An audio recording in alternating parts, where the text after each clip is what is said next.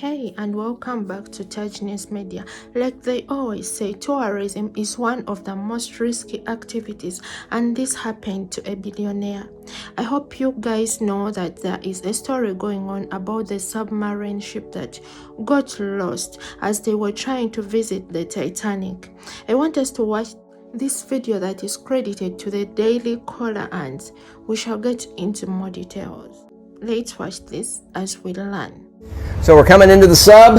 This is the only toilet available on a deep diving submersible.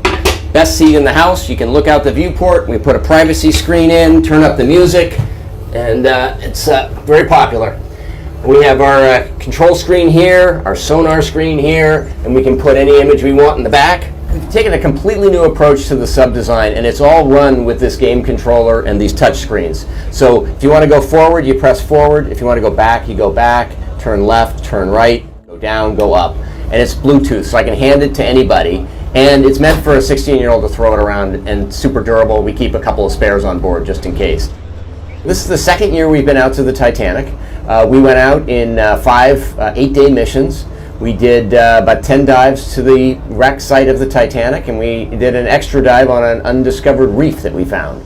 Stockton Rush is the CEO of OceanGate, a company that offers dives to the Titanic in a one-of-a-kind carbon fiber submersible for $250,000 per person. An experimental submersible vessel that has not been approved or certified by any regulatory body and could result in physical injury, disability, emotional trauma, or death. Where do I sign?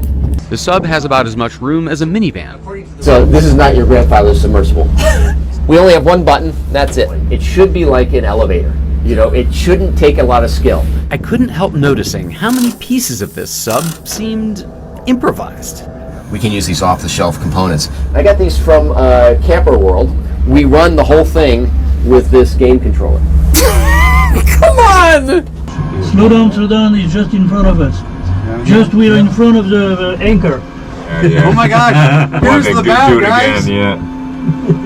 You guys see it? Look at that though, how it just kind of emerges out. Yeah.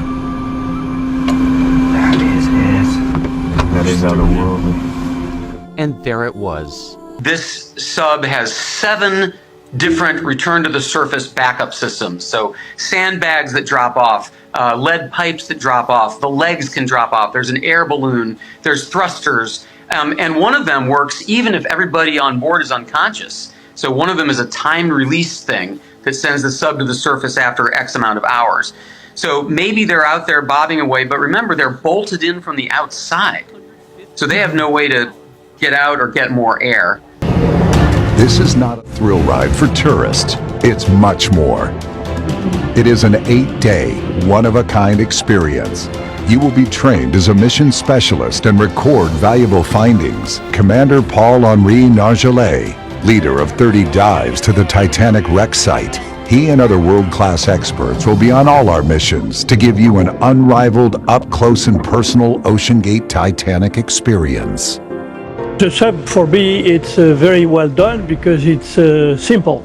Generally, they have a lot of equipment and a lot of you work with a screen and with a keyboard, and it's very easy to do that. You are not only a passenger sit and waiting that the time is running and just looking outside. You can do something inside. You can be really a member of the team, and that's great. Don't miss the opportunity to be part of history. The OceanGate Titanic experience. There's truly nothing else like it. What could possibly have happened? Worst situation is, something happened to the hull, and our fear is that, it imploded at around 3,200 meters. And is there anything that the U.S. Navy can do right now? No. I mean, I don't see anything that can happen at this point. I mean, I'm trying to be, somewhat cautious and, don't want to basically be the naysayer of what's going on. But when you're talking 6,000 pounds per square inch, it is a dangerous environment. More people have been to outer space than to this depth of the ocean. And when you're diving in these situations, you have to cross your T's, dot your I's. You have to do everything absolutely perfect and by the book. And throwing a bunch of tourists in a new sub that was just created over the last several years, it's not looking good, Jesse. He's a really interesting guy. He's a blue blood. He's a direct descendant of two signers of the Declaration of Independence. He has experience designing and flying airplanes. He wanted to be an astronaut. He has experience designing and building these submersibles. And he freely acknowledged that this is not, it's not an airline. It's not a Toyota. He would say, safety is a relative term. If you want to be completely safe, don't get out of bed. So to Stockton, risk is part of life. Having watched all that, please give us more light on what you think caused the problem and what should be addressed and what should we learn from this tragic incident. You all know the size of the submarine that went missing during the tragic incident of the Titanic tour. Sadly, the Titanic is a site where over 100,000 people lost their lives, and I don't really think it should be open to tourists since it would be putting their lives at stake. Why would someone over risk taking a vacation, a sport, or any other activity at the Titanic site, guys? Why would you risk your life, regardless of the amount of money that you have in your bank account or anything in that category? Why would you risk a life taking a trip to the Titanic? It's like visiting the Bermuda Triangle. No difference. Remember, they apparently signed a disclaimer that if anything didn't go on well as they had planned, as in death or any other thing in that category, there is no guarantee of being brought back to the surface.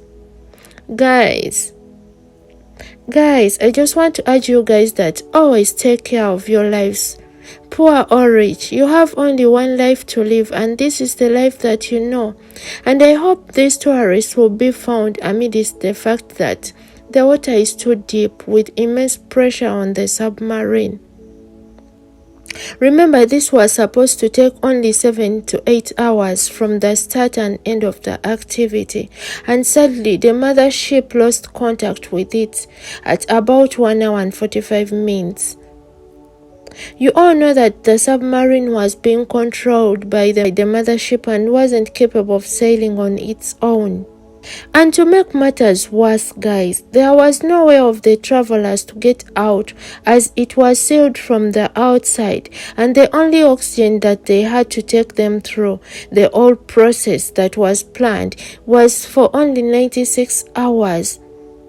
Just know I'm speechless.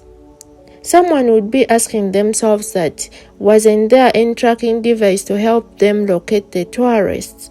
The answer is yes, there was a tracking device, but unfortunately, it stopped functioning. It keeps us wondering, how will they be rescued? When will they be helped out? And are they still alive? Can they make it to the surface? Just know a lot of questions. Let us know what you think and learn from this incident in the comment section, and don't forget to keep the comments respectful. I hope you learned from this. You are watching Touch News Media.